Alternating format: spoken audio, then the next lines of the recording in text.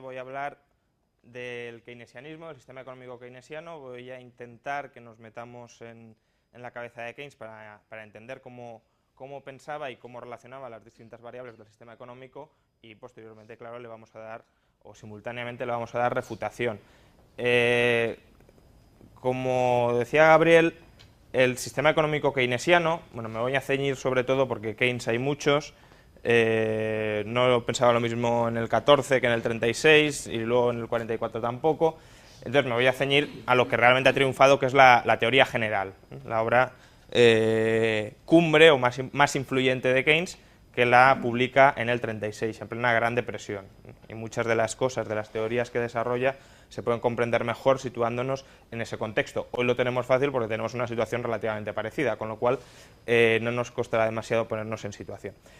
Entonces, efectivamente el keynesianismo, dentro de las variables del intervencionismo económico, es la que ha tenido más éxito. El marxismo probablemente tuvo efectos más devastadores, sobre todo allí donde se aplicó, pero al menos en el mundo desarrollado el keynesianismo es lo que ha terminado imperando. Tuvo una crisis en los años 70, pero ahora parece que, precisamente porque resurgen las condiciones en las que pues, la propaganda keynesiana triunfó en los años 30, vuelve a cobrar fuerza.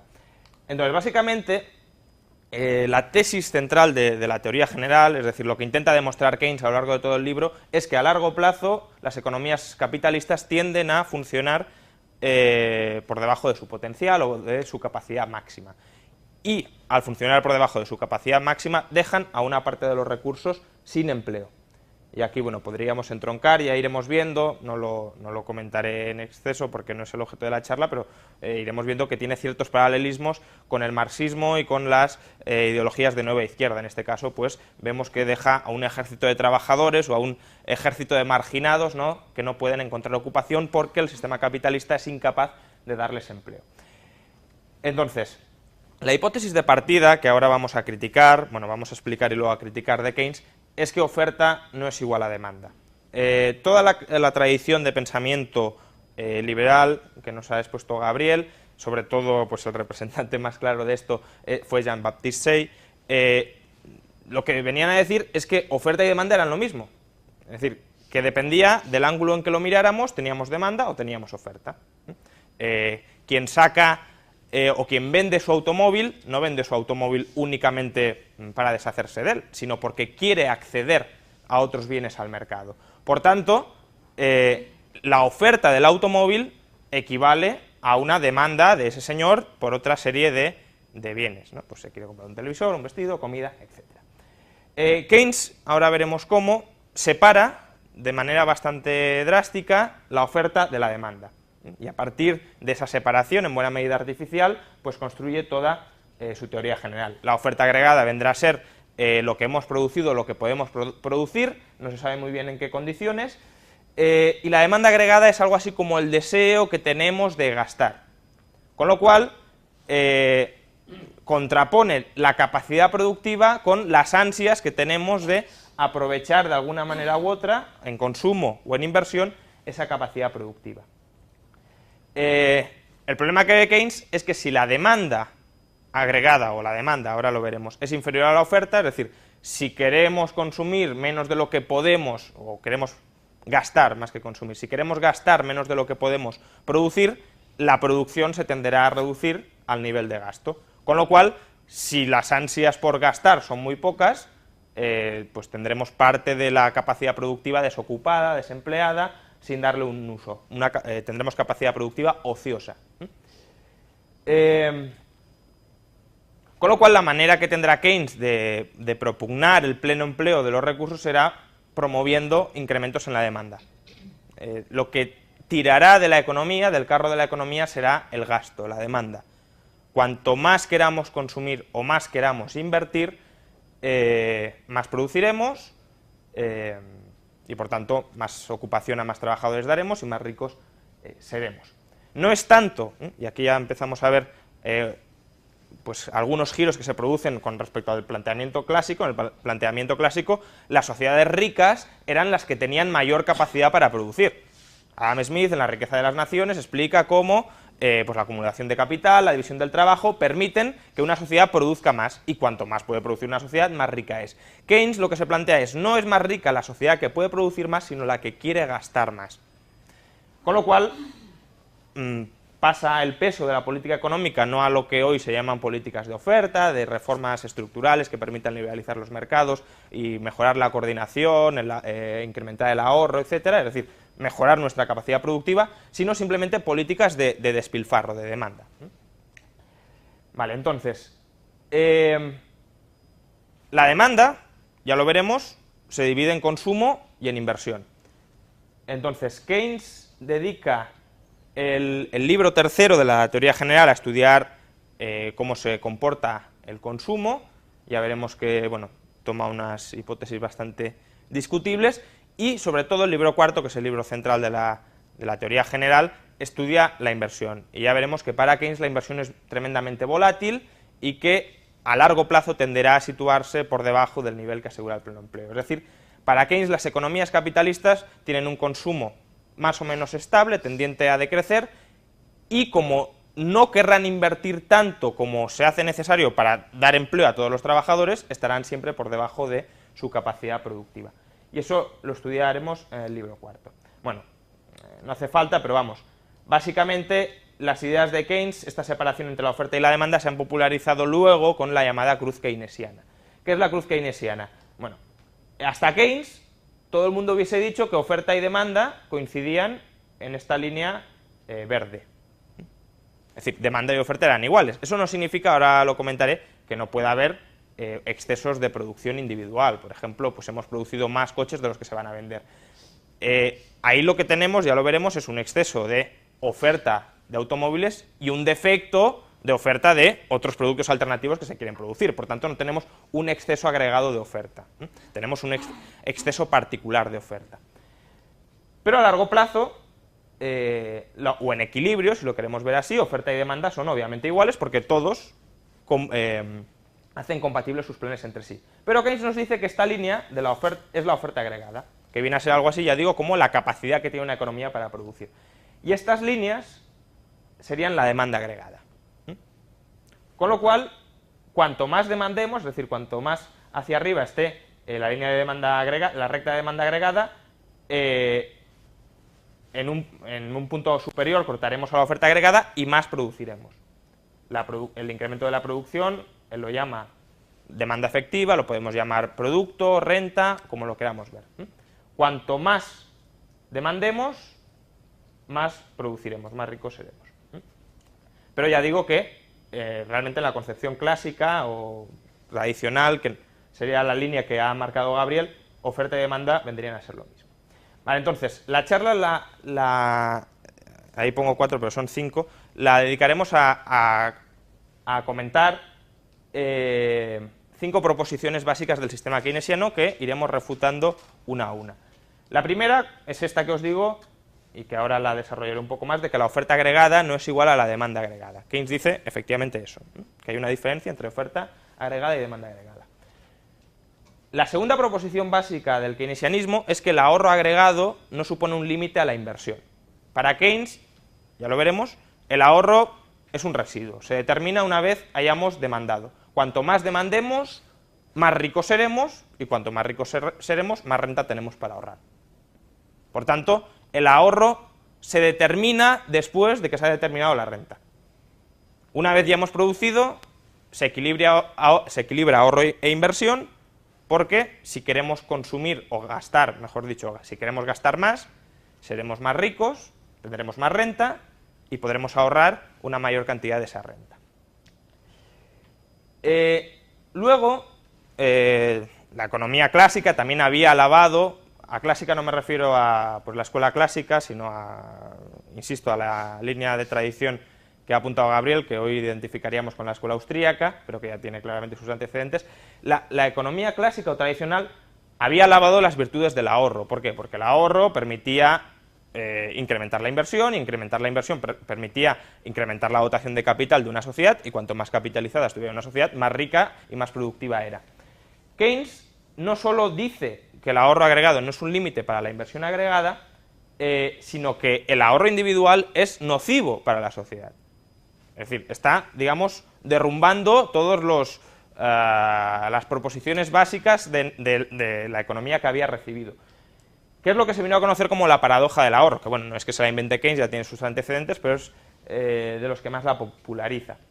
Entonces, para Keynes, si queremos promover la inversión y la renta, o los incrementos de renta, hay que desincentivar el ahorro individual. Porque lo que viene a decir, luego lo comentaré, lo que ahorra una persona es un gasto que no recibe otra persona. Por tanto, si una persona ahorra, la otra no recibe gasto y al final el conjunto tenemos menos renta. ¿Por qué? Porque si esa persona ahorra y no quiere gastar, como hemos visto, no produciremos tanto como antes y la economía se situará por debajo de su potencial. Y luego, como veremos, la inversión, Keynes la viene a determinar por el choque entre la eficiencia marginal del capital, ya lo definiremos, viene a ser la rentabilidad de las inversiones y el tipo de interés. En la economía clásica, las dos variables en equilibrio o a largo plazo eran iguales. ¿Por qué? Porque cuanto más ahorráramos, más caían los tipos de interés, más aumentaba el valor del capital y por tanto mayor era la eficiencia marginal del capital. Mientras hubiese más gente que quisiera o que estuviese dispuesta a ahorrar, se podía incrementar la inversión y bueno, el diferencial entre los costes y los precios, como ha comentado José Ignacio, venía a coincidir con el tipo de interés. Para Keynes ya veremos que no. La eficiencia marginal del capital, bueno, tiene algún parecido con la rentabilidad del capital que podemos estudiar, pero tiene un defecto bastante grande, que luego comentaré, y él asume que es muy volátil, con lo cual las expectativas de los empresarios estarán continuamente alterándose. Y esas expectativas continuamente alterándose, o en continua alteración, habrá que contraponerlas con el tipo de interés, pero no con cualquier tipo de interés, porque Keynes nos hablará de que existen múltiples tipos de interés, de que cada bien tiene su propio tipo de interés. No hay un tipo de interés único de mercado, salvo si hay arbitraje y demás, sino que cada bien tiene su propio tipo de interés y, en concreto, para él el importante es el tipo de interés del dinero, que además no lo determina la preferencia temporal, sino, como veremos, la preferencia por la liquidez, que luego definiremos. Bueno, vale. Lo primero que en la economía clásica, lo que se venía a llamar la ley de Say, la enuncia pues Say en su Tratado de Economía Política, y Say simplemente dice que la producción es la que da salida a los productos. Básicamente, la ley de Say hay que entenderla en el contexto pues, del siglo XIX. Pues bueno, tenemos ya ciertos proyectos socialistas en marcha que acusaban a las economías capitalistas de caer en la sobreproducción. Decían, la economía capitalista es demasiado productiva, producirá demasiado y no habrá demanda para absorber todos los productos, con lo cual tenderá a empobrecerse de nuevo o a volver a un punto de mayor empobrecimiento. Bueno, aquí también ya tenemos pues, ciertos tintes mercantilistas.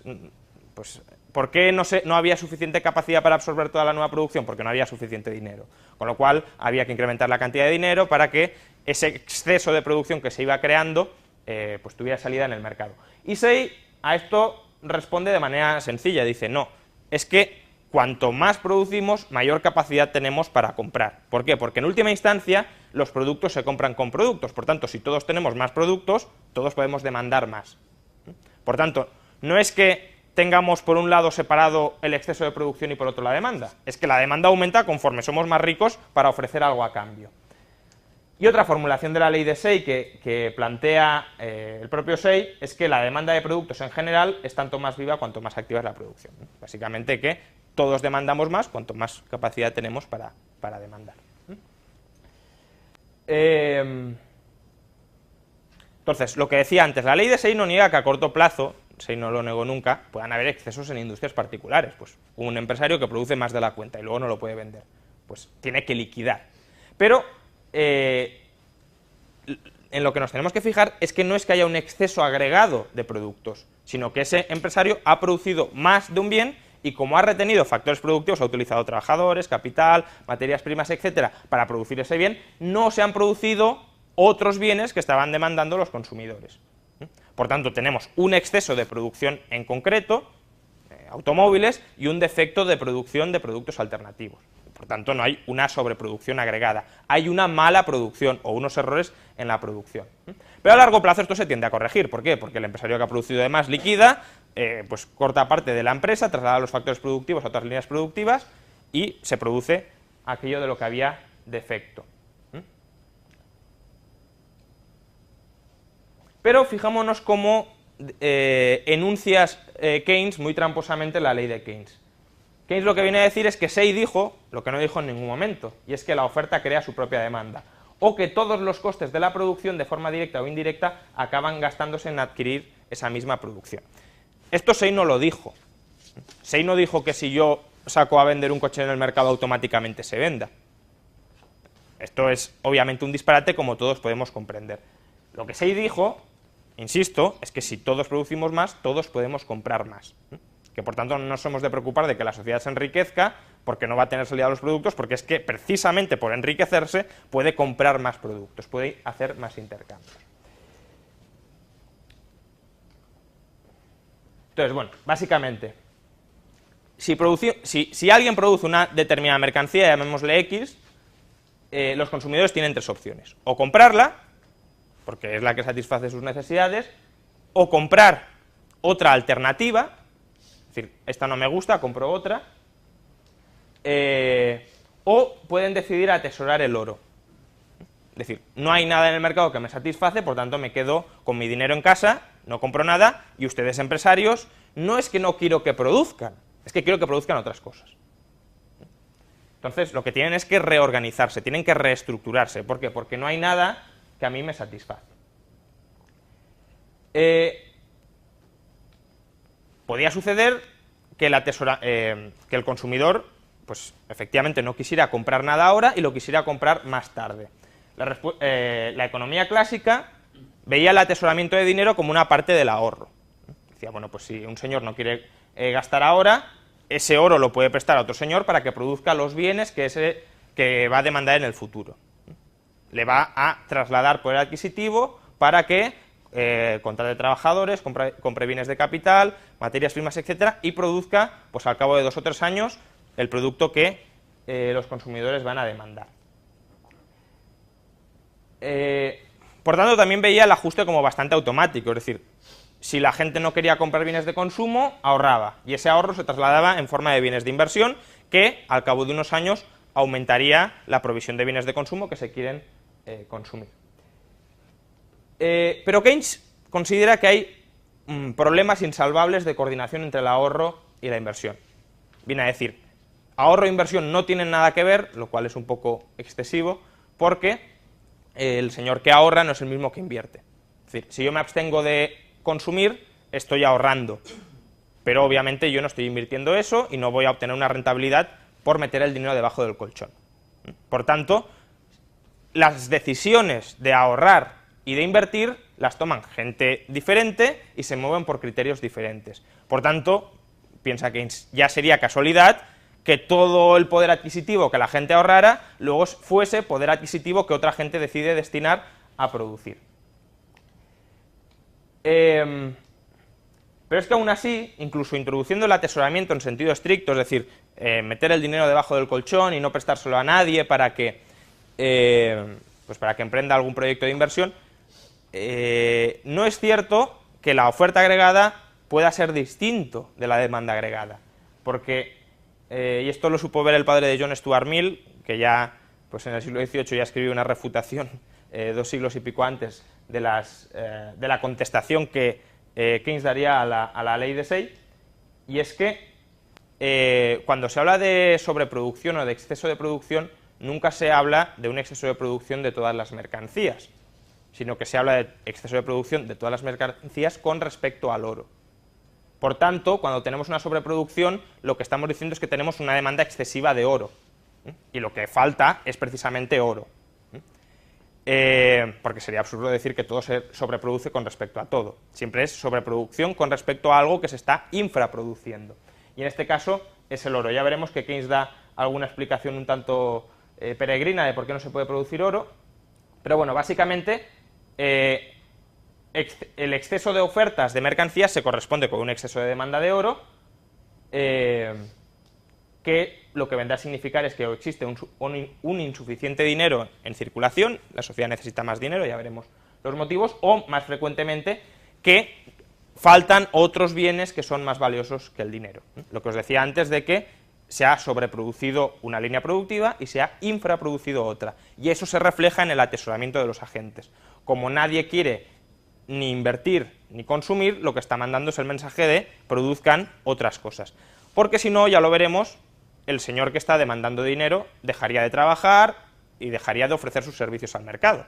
Nadie acude al mercado a ofrecer sus servicios si no espera sacar algo del mercado. Por tanto, si hay un señor que está cobrando un salario es porque lo quiere utilizar de alguna manera, si no se queda en casa disfrutando del tiempo libre.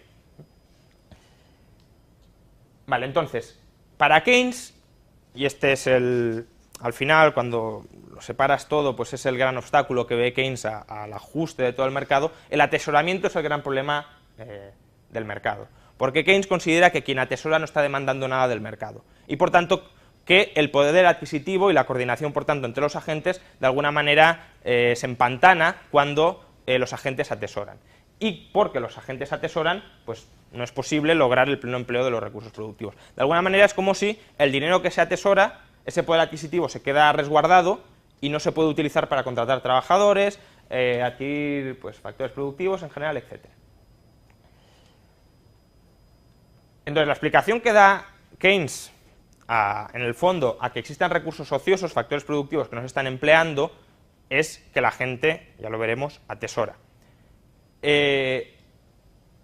Bajo la ley de Say o bajo la tradición clásica, no es que no pudiese haber recursos ociosos, claro que los había, o recursos desempleados, pero simplemente eran aquellos recursos que exigían más del mercado de lo que producían.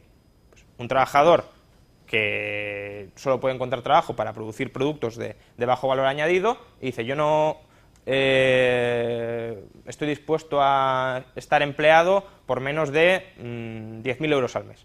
Pues obviamente, si lo que tú puedes producir tiene menos valor de lo que exiges, nadie te va a contratar y vas a quedar desempleado. Es como si digo, yo no voy a trabajar a menos que sea rector de esta universidad, o rector de Harvard, pues probablemente no encontrará trabajo, me quedaría desempleado.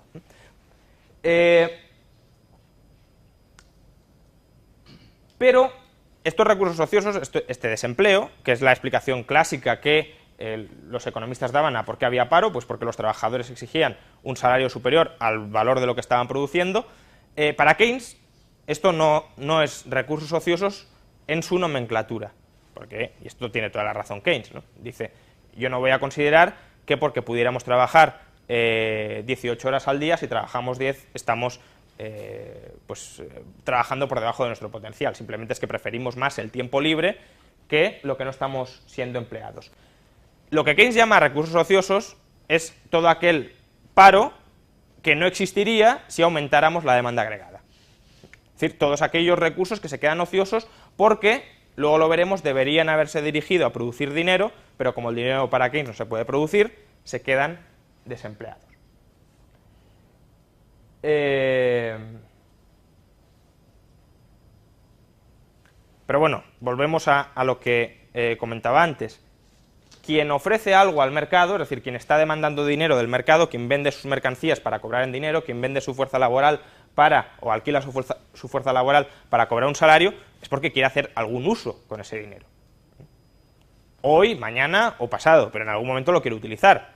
Si no lo quisiera utilizar, a menos que valore el valor ornamental del oro, y ahora con los papelitos estos de los euros tampoco, ni eso, pues no tendría sentido que vendiera sus productos.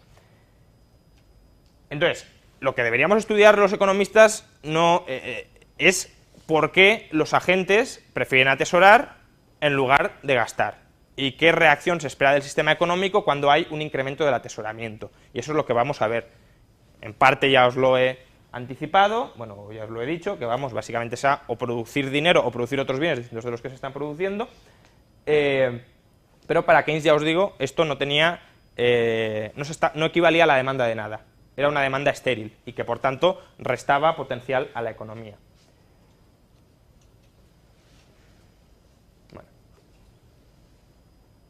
Entonces, el análisis keynesiano parte y necesita partir de que oferta y demanda son distintos. Que aquello que se produce a largo plazo, o aquello que se puede producir a largo plazo es distinto de aquello de lo que se demanda. Y no que nuestra capacidad para consumir o para gastar depende de lo que previamente hemos producido. Y esto creo que es algo bastante de sentido común. Nosotros no podemos ir a comprar algo al mercado si previamente no hemos ofrecido algo al mercado. De la misma manera que, aunque no estuviéramos en un mercado, si no plantamos un campo y cultivamos el campo, no podemos comer los frutos de ese campo. Por mucho que demandemos antes de plantar el campo, quiero una hogaza de pan, quiero un vestido, si no lo producimos previamente, obviamente no lo podemos consumir. Entonces, como oferta, es decir, las posibilidades de producción no coincide con demanda, deseos de gastar, existe una indeterminación para Keynes sobre qué vamos a producir. ¿Por qué? Porque manipulando los deseos de gastar podremos conseguir más o menos producción. El problema de esto es, primero, que a corto plazo no podemos demandar más de lo que hemos producido. Básicamente, no podemos consumir o gastar más de lo que existe. De nuevo, a menos que produzcamos, no podemos consumirlo. Pero es que además, la idea de Keynes de que incrementando el deseo de gastar podemos volvernos más ricos, podemos incrementar la oferta, la producción, tiene pues algún problema. Y es que no cualquier incremento de la demanda se puede traducir en un aumento de la oferta.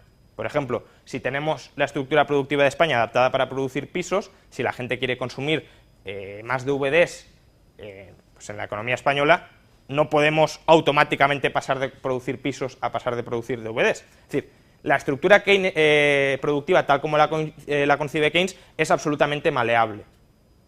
Con que aumentemos la demanda agregada, aumenta la oferta agregada, con independencia de cuál sea la composición de esa demanda agregada, si demandamos más bienes de consumo, más bienes de inversión o lo que sea. Lo importante simplemente para Keynes es que aumente el deseo de gastar. ¿En qué? Da igual.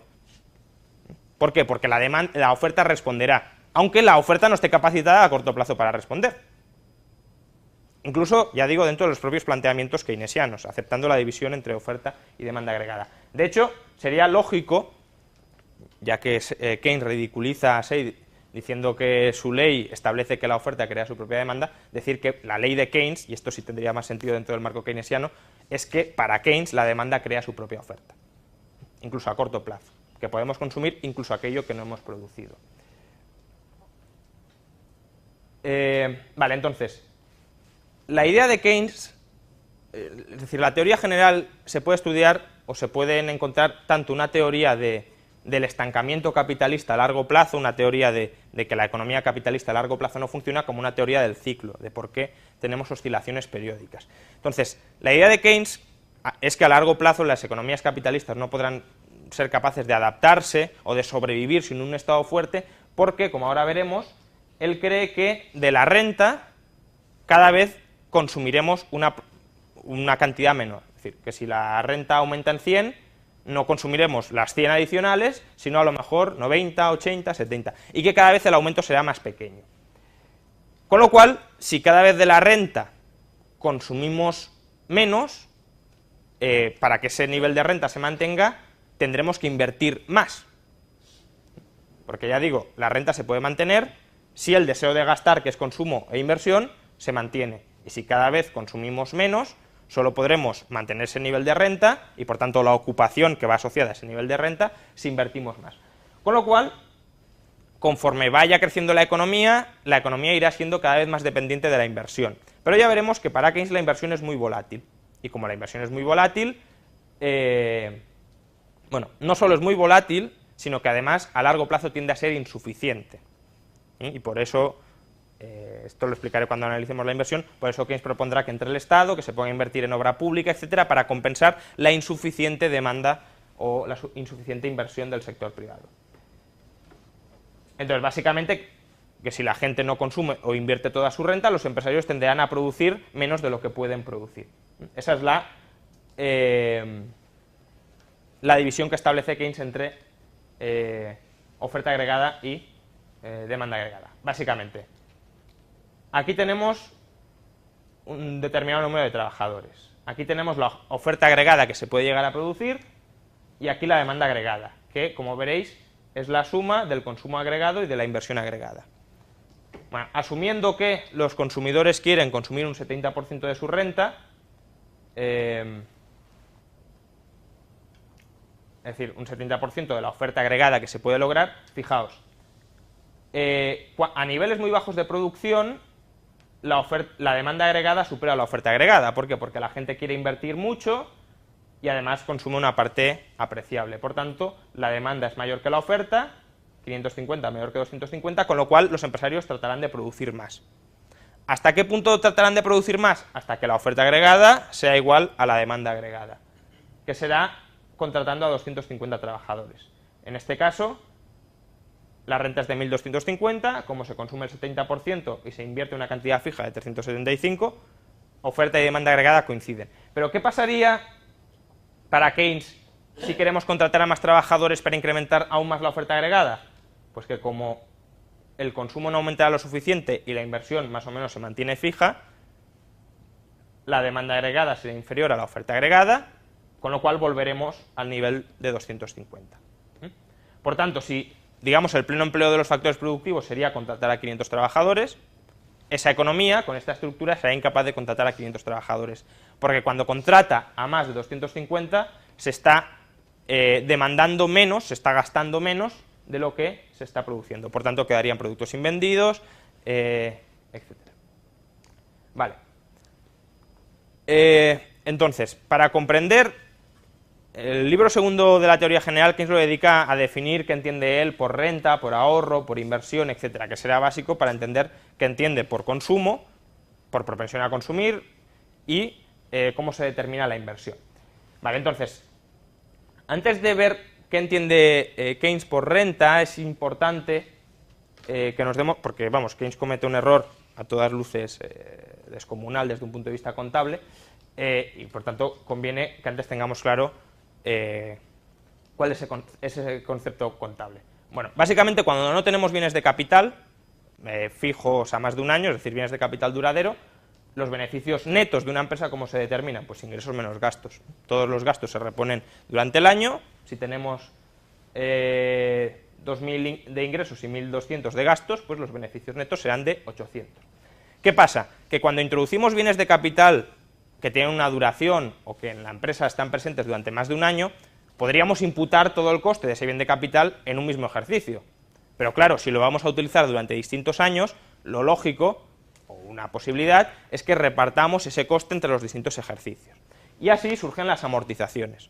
Amortizamos significa periodificar el coste del bien de capital, repartir el coste del bien de capital entre su vida útil. Con lo cual aquí ya podemos distinguir entre beneficio bruto y beneficio neto. Beneficio bruto sería antes de dotar las amortizaciones y beneficio neto después. Entonces, por ejemplo, en el ejemplo anterior, imaginad que esta empresa con estos datos adquiere un bien de capital que cuesta 5.000 unidades monetarias y lo va a utilizar durante 10 años. Pues bueno, el beneficio bruto sería de 800, como antes, porque 2.000 de ingresos menos 1.200 de gastos corrientes, pero el beneficio neto sería de 800 menos la amortización. Y llegaríamos a un beneficio neto de 300. Vale. Entonces, esta definición de beneficio neto es importante porque indica cuánto puede gastar la empresa sin consumir capital o sin reducir su equipo de capital. Asumiendo que, por ejemplo, la empresa quiere reinvertir en su estructura productiva como ha venido invirtiendo, si la empresa consume 800, está claro que estará consumiendo parte de la renta que luego necesitará para reponer el bien de capital. Por ejemplo, la renta que percibe un arrendador alquilando un piso no se la puede gastar entera. ¿Por qué? Porque si no, al cabo de 30 años el piso se habrá depreciado totalmente, bueno, y antes de 30 años tendrá que hacer algunas mejoras, etcétera, o algunas reformas de conservación. Entonces, si el arrendador se gasta toda la renta del inquilino entera, el bien de capital se irá depreciando. La manera que tiene de conservar el bien de capital y de mantener la renta será precisamente extrayendo o imputando parte del coste a esa renta. Pues, por ejemplo, pues si las rentas son de 1.000 euros mensuales, 100 euros al mes los reservo para reparar el piso o para comprar un piso cuando éste ya se derrumbe. Vale. Por tanto, para una sociedad la renta neta vendría a ser aquello que podemos consumir o destinar a la nueva inversión sin perjuicio de todo el capital acumulado con anterioridad. Al final es más que eso, porque lo que estamos es imputando un coste, con lo cual, si no lo imputamos, estos números son artificiales. Estaríamos diciendo que, es decir, si no imputamos el coste de la amortización, los beneficios, podemos estar teniendo pérdidas, porque no estamos considerando el coste del equipo de capital que estamos empleando. Vale. Lo que os digo, la renta bruta no puede consumirse enteramente, pues contiene parte del ahorro que necesitamos para conservar la estructura de capital o el equipo productivo. Vale, entonces, ¿cómo define Keynes renta bruta? Pues Keynes define renta bruta como todos los ingresos agregados menos la depreciación agregada del capital. Es decir, lo que es una renta neta, porque Keynes ya está deduciendo toda la depreciación, todo el coste de las amortizaciones, él la define como renta bruta. Y luego renta neta, pues de una manera un tanto extraña, es decir, bueno, y como luego hay unos gastos que no se pueden prever, que son, pues bueno, contingencias y demás, la renta neta es la renta bruta menos estas contingencias. Pero claro, aquí la cuestión es, ¿cómo definiría Keynes la renta previa a dotar las amortizaciones? Porque vamos, calificar como renta neta, perdón, como renta bruta, algo que ya ha sido, algo a lo que ya se le han deducido las amortizaciones, contablemente no tiene ningún sentido. Vale, entonces, Keynes define la renta bruta como la renta después de reponer el equipo productivo. Vale, claro, ¿y esto qué supone? Pues que claro, aquí el consumo está, o la importancia del consumo en la renta bruta de Keynes está hipertrofiado. ¿Por qué? Porque todo el ahorro que necesitamos para reponer el equipo de capital ya lo ha deducido anteriormente, ya no entra en la ecuación. Entonces, la renta bruta de Keynes será consumo más nueva inversión, más incremento del equipo de capital.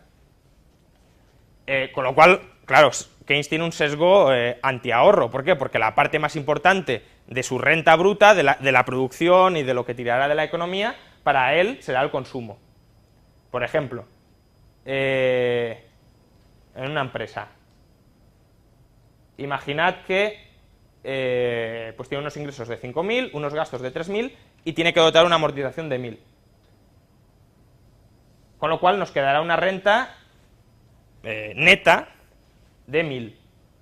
Y esa renta neta la puede dividir entre nueva inversión, por ejemplo 200, un 20%, y consumo 800, pues reparte dividendos, los accionistas se lo gastan, etc.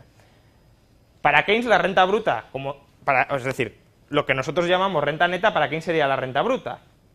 La renta bruta sería de 1.000, con lo cual el consumo sería del 80%. Pero si ahora tomamos la definición auténtica de renta bruta, que es antes de dotar las amortizaciones, la renta bruta sería de 2.000, es decir, 5.000 menos 3.000. Con lo cual, el consumo de 800 sobre 2.000 ya cae al 60% y el 40% es inversión y reinversión, que es lo que no considera Keynes. Pero imaginad ya el caso extremo en que la nueva inversión fuera cero, que todo se consume. Keynes diría que la renta bruta es 100% consumo, que no hay ahorro, cuando puede haber un ahorro brutal porque hay que reponer el equipo de capital. Es decir, una sociedad que ya diga, bueno, ya hemos, lo que decía José Ignacio, los anticrecimiento, no queremos crecer más, pero queremos conservar la estructura productiva tal y como la tenemos. Esa sociedad tendría que ahorrar muchísimo. ¿Por qué? Porque toda la depreciación del capital la tendría que ir reponiendo, si no se le desgastaría la estructura productiva. Pero lo consumiría todo lo que queda después de dotar las amortizaciones. Y para Keynes esta sociedad no estaría ahorrando nada, sino que lo estaría consumiendo todo.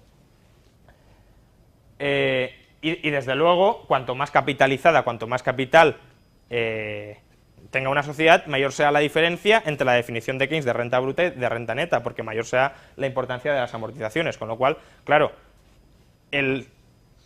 la hipertrofia del consumo, cuanto más capitalizada esté una sociedad, en los términos keynesianos será mayor. Vale, entonces, ¿cómo define Keynes el ahorro? Lo define como la parte de su renta bruta que no estamos consumiendo. Keynes se olvida, por tanto, como ya digo, de todo el ahorro necesario para amortizar el equipo de capital, que es probablemente una de las mayores partes a dónde va para el ahorro.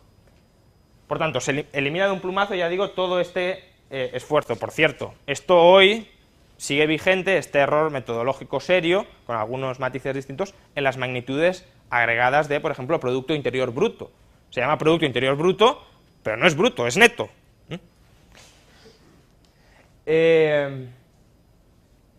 Por eso también se dice que el 60 o el 70% de la demanda o de la producción de una sociedad se consume, por ejemplo en España, Estados Unidos, etcétera, cuando realmente si tuvieran en cuenta toda la amortización del equipo de capital, pues sería un porcentaje, creo que lo calcula Skousen, del en torno al 30%, es decir, se ahorra el 70% y se consume el 30%.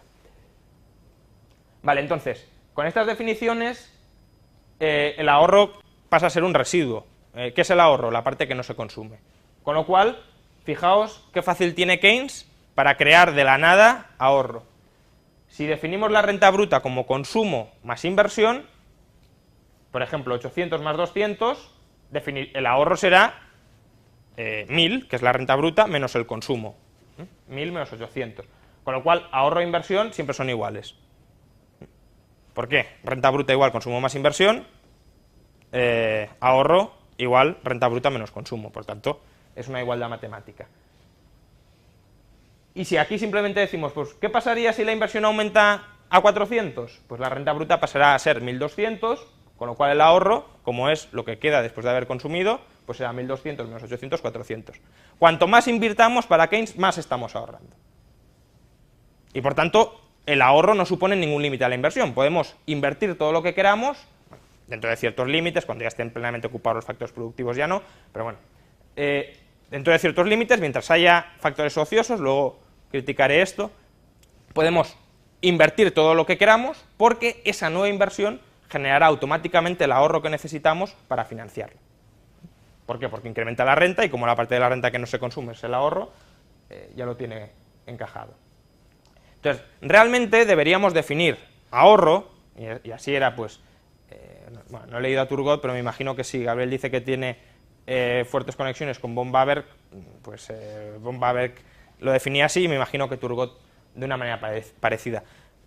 Digo Turgot porque era anterior a Keynes, bueno, von Baber también, realmente podría haberlo leído de los dos, pero bueno, que desde mucho tiempo se venía entendiendo el ahorro como el tiempo durante el que los agentes económicos están dispuestos a renunciar o a no adquirir bienes de consumo presentes.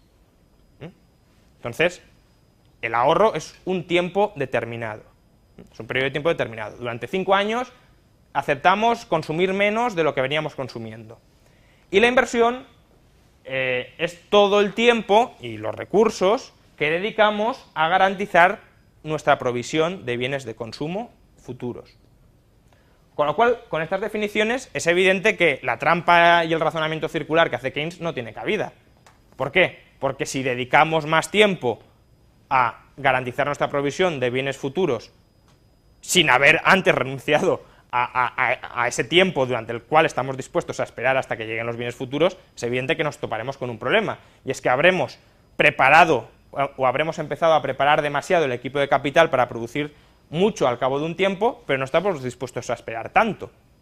Con lo cual, antes de que concluyan las obras, y esto tendrá bastante que ver con la teoría austríaca del ciclo económico, que no voy a exponer aquí porque ya sería demasiado largo, pero bueno, antes de que concluyan las obras, tendremos que paralizarlas porque no estaremos dispuestos a esperar tanto.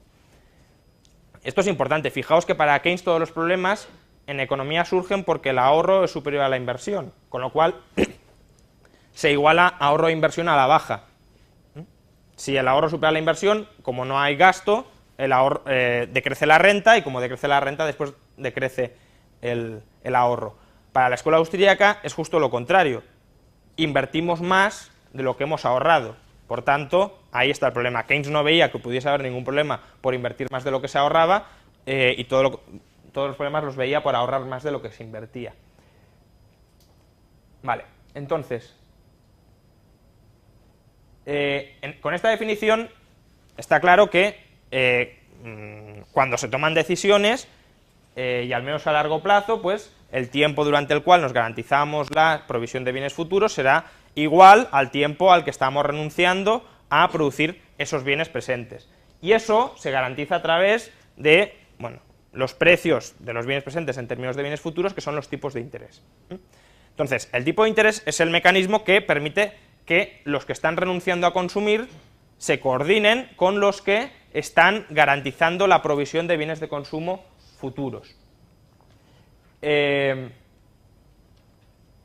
Básicamente, renuncio a, por ejemplo, 100 euros hoy a cambio de 105 euros al cabo de un año, con lo cual ese tiempo al que renuncio lo puede aprovechar otra persona para producir esos, bueno, no euros, porque tampoco quiero hablar de producir dinero ahora, pero bueno, esos bienes económicos que tienen un valor equivalente a 105 euros. Vale. El atesoramiento, y esto es lo que no veía Keynes, también es ahorro. ¿Por qué es ahorro, según nuestra definición? Porque el que atesora está renunciando a bienes presentes. El que atesora no compra nada en el mercado. Keynes parece que el único mecanismo de coordinación que veía entre ahorro e inversión eran los mercados de crédito. Con lo cual, claro, quien atesora no lleva ese dinero al mercado, al mercado de crédito, y si no lleva ese dinero al mercado de crédito, asume Keynes que nadie será capaz de tomarlo en préstamo y utilizarlo para comprar factores productivos. Pero es que si atesoramos, estamos renunciando a la posesión de factores productivos, con lo cual quien quiera comprarlos hoy o adquirirlos hoy los puede comprar más baratos. ¿Por qué? Porque la presión sobre bienes presentes se relaja, hay menos demanda sobre bienes presentes, cae su precio y por tanto los puedo contratar. Claro, ahí el problema, ¿dónde está? En algo que hoy los neokeynesianos se han incorporado y sí tienen cierta razón, aunque eso ya estaba en la teoría clásica, es qué sucede si los precios no se ajustan, es decir, si los precios no caen. Ahí sí que podemos tener problemas de coordinación, pero es que volvemos al argumento clásico, entonces el argumento keynesiano no tiene ningún sentido. Es decir, Keynes lo que intentaba refutar era que hubiese paro por el hecho de que los trabajadores quisieran cobrar más de lo que pueden, del valor que pueden producir. En este caso estamos diciendo que, como los precios no se ajustan a la baja porque nadie los quiere contratar, habrá desempleo, obviamente. Por tanto, no, el acento ya no se debería poner tanto en las políticas de demanda, sino en las políticas de oferta, es decir, tratar de que los mercados sean lo suficientemente flexibles para que se coordinen los agentes, los precios se ajusten, etc. Bueno, pues básicamente la coordinación entre ahorro e inversión, y esto es importante para entender dónde se equivocaba Keynes, no se produce solo entre los mercados de crédito, en los mercados de crédito, sino en general en toda la estructura productiva. Y era lo que comentaba José Ignacio, de que cuando contrato a un factor productivo le estoy pagando un producto descontado el tipo de interés. Con lo cual, la diferencia entre los costes y los ingresos, a largo plazo, en una economía competitiva y tal, tiende a coincidir con el tipo de interés. ¿Por qué? Porque es la diferencia entre bienes presentes y bienes futuros. Vale. Entonces, bueno, pues muy rápidamente, porque vamos,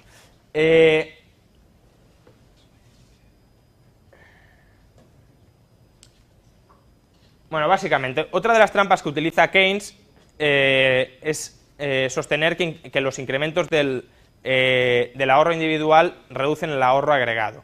Y lo que viene a decir es que es al revés, es que si consumimos más, tenemos más renta y por tanto podemos ahorrar más. Entonces, la manera en que tiene Keynes de demostrar que un incremento del gasto se traducirá en un incremento de la renta es a través de su famoso multiplicador de la inversión. Bueno, el tema del multiplicador de la inversión, pues bueno, es una trampa matemática, como tantas otras como la anterior que utiliza Keynes, que no tiene demasiada consistencia. Es decir, si la renta bruta, o la renta, vamos, es consumo más inversión, 800 más 200, pues diríamos obviamente que el 80% se consume y el 20% se invierte o se ahorra, no se consume. Y nos podemos preguntar, ¿cuántas veces es mayor la renta al ahorro?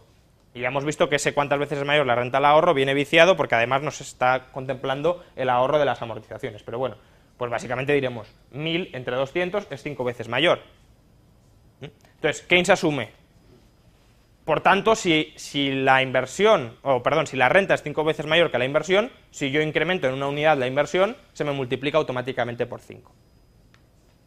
Y eso sería su multiplicador. El multiplicador aquí sería 5. ¿Por qué? Porque cada unidad adicional de inversión que acometo se multiplica en forma de renta por 5. Es lo que dice él, pues cuando yo gasto, ese dinero es renta de otra persona, que a su vez gasta, que a su vez ingresa a otra persona, que a su vez gasta, etc.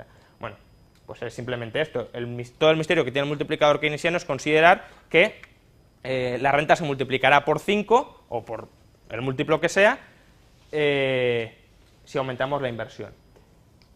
Bueno, entonces, esto puede ser cierto o puede ser falso. Yo no digo que por el hecho de que lo utilice Keynes sea falso, pero desde luego también nos podríamos plantear aquí que si aumentamos en una unidad la inversión, la renta aumenta en una unidad. Es decir, si aquí la renta pasa a ser 201, lo normal es que la renta pase a ser 1001, no 1005. Entonces, ¿qué sentido tendría el multiplicador o qué verosimilitud tiene el multiplicador? Bueno, para que fuera cierto lo que dice el multiplicador, es decir, utilizamos a los recursos ociosos para producir, y como esos recursos ociosos producen nueva riqueza, esa riqueza abre la demanda a utilizar nuevos recursos ociosos, y como esos nuevos recursos ociosos también producirán, eso genera una reacción en cadena para incrementar toda la renta. Bueno, para que fuera cierto lo que dice el multiplicador keynesiano, primero, deberían existir recursos ociosos en todos los factores productivos que se van a emplear en las nuevas inversiones. ¿Por qué? Porque si no hay recursos ociosos, por ejemplo, en petróleo, vale, yo puedo contratar a trabajadores que están desempleados, y esos trabajadores producirán algo que en caso contrario no habrían producido, pero le estaré arrebatando el petróleo a otros procesos productivos que sí están en marcha, que por tanto tendrán que recortar su producción. Por tanto, la producción que estaremos incrementando por un lado se verá reducido o reducida por otra. Pero además también ha de existir no solo capacidad ociosa en los factores productivos, porque podríamos decir, bueno, hay capacidad ociosa, se puede producir más de todo, sino también en las industrias de bienes de consumo. Y esto es importante porque Hayek lo considera el centro, el punto clave de su teoría del ciclo, que es el de efecto Ricardo. Es decir, cuando les pagamos a los factores o les adelantamos rentas a los factores, esos factores en parte, o en buena parte, destinarán esas rentas a consumir. Por tanto, si invertimos, por ejemplo, en producir nuevos pisos y les pagamos a los trabajadores que antes estaban desempleados para que produzcan nuevos pisos, esos trabajadores consumirán pues vestidos, comida, televisores, etc. Con lo cual, la demanda de televisores y de bienes de consumo aumentará. Entonces, a menos que tengamos una capacidad productiva ociosa en las industrias de bienes de consumo, el precio de los bienes de consumo se disparará. Y si se dispara el precio de los bienes de consumo, se disparará la rentabilidad de producir bienes de consumo sobre la rentabilidad de producir pisos, con lo cual los factores productivos tenderán a ser absorbidos por las industrias de bienes de consumo. ¿Es verosímil creer que habrá siempre una capacidad productiva ociosa en las industrias de bienes de consumo? Pues no, sobre todo si tenemos en cuenta que el multiplicador será tanto más alto cuanto mayor sea la propensión a consumir. Y ahí hay una contradicción bastante importante en el sistema keynesiano. Es decir, si se consume el 99% de la renta, toda la estructura productiva está adaptada para producir pues, el 99% de bienes. Pero en ese caso, el multiplicador keynesiano sería de 100. ¿Por qué? Porque es 1 menos la propensión a... 1 partido de la propensión a ahorrar, pues sería 100. Es decir, cada unidad invertida nueva se incrementa la renta en 100 unidades. Por tanto, para que eso fuera cierto, tendríamos que tener una capacidad ociosa en las industrias de bienes de consumo prácticamente del doble de lo que se está produciendo. Pero si la estructura productiva está adaptada ya para satisfacer las necesidades de los consumidores, no tiene ningún sentido que esté ocioso o trabajando a mitad de rendimiento.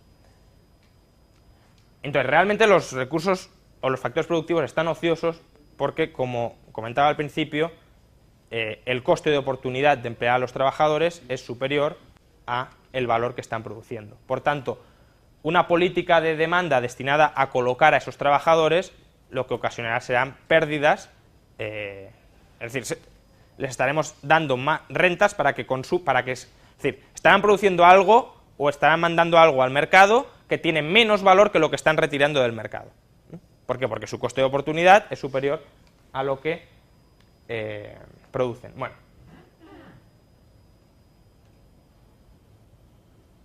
Entonces, básicamente Keynes cree que el consumo es lo que estabiliza una economía y que, por tanto, cuanto más consumo una economía, más estable será. ¿Por qué? Porque menos dependiente será de la inversión. Y, por tanto, Keynes tiene un sesgo, ya os he comentado claramente, antiahorro. Y lo que trata es de... una de las maneras que tiene de estabilizar la economía y el crecimiento a largo plazo es promoviendo que la sociedad consuma más. Y bueno, pues aquí tenemos frases delirantes como que el endeudamiento para hacer gastos ruinosos puede enriquecer a la comunidad, la construcción de pirámides, los terremotos y hasta las guerras pueden servir para aumentar la riqueza de una sociedad. O que el antiguo Egipto era afortunado porque construía pirámides y en la Edad Media también porque construían catedrales, con lo cual se consumía mucho y eso estabilizaba la economía. Y luego el otro elemento en la renta agregada es, como os comento, la inversión agregada. Entonces, Keynes cree que la inversión agregada siempre tenderá a ser inferior a aquella que garantiza el pleno empleo. Y lo cree por los motivos que ahora vamos a ver. Y recordemos, el consumo cada vez crece menos, o sea, cuanto más ricos somos, menos consumimos. Por tanto, más tenemos que invertir. Pero la inversión no crece lo suficiente. Entonces, la inversión depende de la eficiencia marginal del capital, que viene a ser algo así como la rentabilidad del capital, y, bueno, no voy a... Vamos, la eficiencia marginal del capital, tal como la define Keynes, tiene un defecto gravísimo, y es que él la define como hoy se define la TIR, ¿no? Pues básicamente la tasa que iguala el precio del bien del capital con los rendimientos futuros que obtendrá ese bien de capital. El problema es que en toda la teoría, y al menos en una economía, si estudiamos la economía en general, como pretendía hacer Keynes, el precio de los bienes de capital viene determinado por el valor presente de sus flujos de caja futuros, es decir, ya tiene que existir un tipo de interés, y Keynes está estudiando cómo se determina el tipo de interés, asumiendo que ese tipo de interés ya existe. Pero bueno, eso da igual. Entonces, no hay tiempo. Entonces, a largo plazo, Keynes especula que la eficiencia marginal del capital será decreciente, porque para Keynes la eficiencia marginal del capital no depende de la preferencia temporal, sino que depende del precio del capital. Entonces, como el capital es escaso, porque, bueno, ha habido una confabulación para que no se incremente lo suficiente, cuanto más capital haya, más barato será el capital hasta llegar a un punto en el que la eficiencia marginal del capital será cero. Pero claro, si la eficiencia marginal del capital va decreciendo, a menos que el tipo de interés decrezca lo suficiente, no se invertirá, y si no se invierte, la demanda agregada cae, y si la demanda agregada cae, nos volvemos todos más pobres. Con lo cual, Keynes a largo plazo promueve que, como el sector privado será incapaz de invertir tanto como hace falta para estabilizar la economía, sea el sector público quien invierta todo lo necesario. También pues, propone crear monopolios, porque ahí cae menos la rentabilidad, etc. Pero es que además Keynes supone que a corto plazo, y eso sería su explicación del ciclo, la eficiencia marginal del capital es muy volátil, los animal spirits y todo esto. Es decir, que, bueno, como los empresarios tienen expectativas que van cambiando de manera pues muy rápida, pueden declinar, invertir y demás. Bueno, esto no es ni mucho menos así. En una empresa, parte de o la manera que tienen los empresarios de contrarrestar esos cambios en las expectativas es a través del instrumento de las amortizaciones. Cuanto antes amorticen su equipo de capital, más rápidamente podrán adaptarse a los cambios. Keynes, sin embargo, es absolutamente contrario a que se amortice más capital del que se deprecia, porque dice que entonces eso va a parar a ahorro y se reduce la renta de la sociedad, cuando precisamente es uno de los instrumentos que tienen para combatir la volatilidad de la eficiencia marginal del capital. Y en bolsa, que es lo que trata Keynes, de que la bolsa es un casino, los especuladores van pues, manipulando el precio de las acciones conforme a expectativas cambiantes, realmente la influencia de la bolsa a corto plazo sobre el nivel de inversión es insignificante, y a largo plazo es más que discutible que el precio de las acciones se determine por la volatilidad o por las expectativas de los inversores, y sí, en cambio, por su valor fundamental, y bueno, ahí simplemente remito a Graham y a los value investors. Entonces, la hipótesis de Keynes, que es muy parecida a la además de que la eficiencia marginal del capital va cayendo conforme se acumula capital, es falsa, empíricamente es falsa. Aquí tenéis la eficiencia marginal del capital, o la rentabilidad del capital, mejor dicho, en Estados Unidos, aquí tenéis todo el capital acumulado y veis que básicamente se mantiene entre el 8 y el 6%, que vendría a coincidir, bueno, oscila por las manipulaciones de los tipos de interés y demás, pero bueno, está en una franja en torno al 8-6%. Y bueno, y a largo plazo no tiene por qué decrecer, porque bueno, quienes sepáis un poco de teoría del capital de Lachman, pues bueno, ya sabéis que los bienes de capital son complementarios y por tanto los rendimientos pueden ser incluso crecientes en determinadas empresas. Bueno, y por último, el otro elemento que distorsiona o que hace que la demanda de inversión sea inferior a la que garantiza el pleno empleo es el tipo de interés. Keynes, como ya os he dicho, considera que cada bien tiene su propio tipo de interés. Por ejemplo, en trigo, pues si hoy se intercambian 100 de trigo por 110 de trigo mañana, el tipo de interés del trigo será el 10% en unidades de trigo, no el 10% de dinero. Bueno, entonces, básicamente lo que Keynes dice es, todos los bienes tienen su propio tipo de interés, con lo cual, cuanto más produzcamos de esos bienes, cuanto más invirtamos en esos bienes, el propio tipo de interés de cada bien irá cayendo, con lo cual los recursos se irán concentrando en aquellos bienes que tengan una mayor rentabilidad. Pero el problema es que hay un tipo de interés que para Keynes no cae, o no cae lo suficiente, y es el tipo de interés del dinero, porque el dinero no se puede producir, y como no se puede producir, los factores deberían dirigirse a producir dinero, pero como no se puede producir, quedan desempleados. Entonces, Keynes cree que llega un momento en que la eficiencia marginal del capital de todas las inversiones alternativas cae a niveles muy bajos y en cambio el tipo de interés se queda, pues, por ejemplo, en el 5%, con lo cual no se invierte nada. ¿Por qué? Porque solo se puede invertir en dinero y no tiene sentido invertir en dinero porque no se puede producir. Bueno, no me voy a extender porque ya llevo rato fuera de tiempo. Pero básicamente el dinero sí se puede producir, en patrón oro es claro que se puede producir, las minas de oro. Keynes admite esa posibilidad, pero solo para los países mineros, pero un país que no tenga minas puede exportar y puede comprar oro, por tanto se concentrarían la manera que tendrían de producir oro sería exportando. Y luego la demanda de dinero, que es el otro factor de la ecuación, es decir, el problema del tipo de interés es que la demanda de dinero aumenta y en cambio la producción de dinero no puede aumentar. La demanda de dinero pues se puede racionar de muchas maneras. Primero, la demanda de transacción y de precaución que dice Keynes, él dice que cuanto más ricos seamos, más dinero necesitaremos para realizar operaciones. No es cierto, se pueden ajustar los precios, con lo cual con la misma cantidad de dinero las podemos efectuar. Y luego además se olvida de que el sistema bancario crea complementos del dinero. Entonces, ese es un problema importante de Keynes. Y otro problema, y el último, y ya termino, es Keynes considera que el tipo de interés tenderá a ser demasiado alto, sobre todo por la demanda especulativa. La demanda especulativa es aquellos inversores que eligen entre tener dinero o tener bonos, cuando el precio de los bonos ya sea muy elevado, como esperarán que ya no va a subir más, sino que van a empezar a caer, la gente empezará a atesorar oro. Es decir, cuando las expectativas ya son de que los precios de los bonos no suban más, es decir, cuando ya se considera que los tipos de interés son demasiado bajos, los inversores o especuladores atesoran el oro y no lo invierten, con lo cual durante todo ese tiempo el tipo de interés está por encima, etc. Y aquí, como muy bien le recuerda a Lachman, parece que Keynes ha olvidado de que hay una operación que es vender al descubierto los bonos, que no hace falta atesorar el dinero si esperamos que el precio de los bonos caiga, que podemos vender al descubierto los bonos sin tocar en nada la demanda de dinero. Por tanto, Lachman admite en algo el argumento de Keynes si no tenemos mercados organizados, pero si tenemos mercados organizados no, porque existen las posiciones bajistas, y si existen las posiciones bajistas no hace falta atesorar oro para hacer caer el precio de los bonos.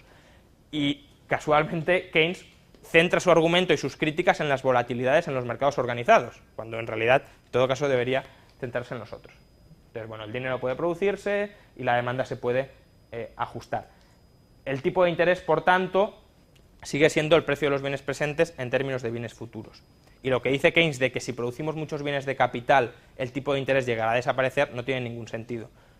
Y aquí el ejemplo de Kirchner es clarísimo. Es decir, si un bien de capital produce a lo largo de 20 años una suma total de rentas por 1000 unidades monetarias, hoy su precio nunca será de 1000 unidades monetarias, será una cantidad inferior.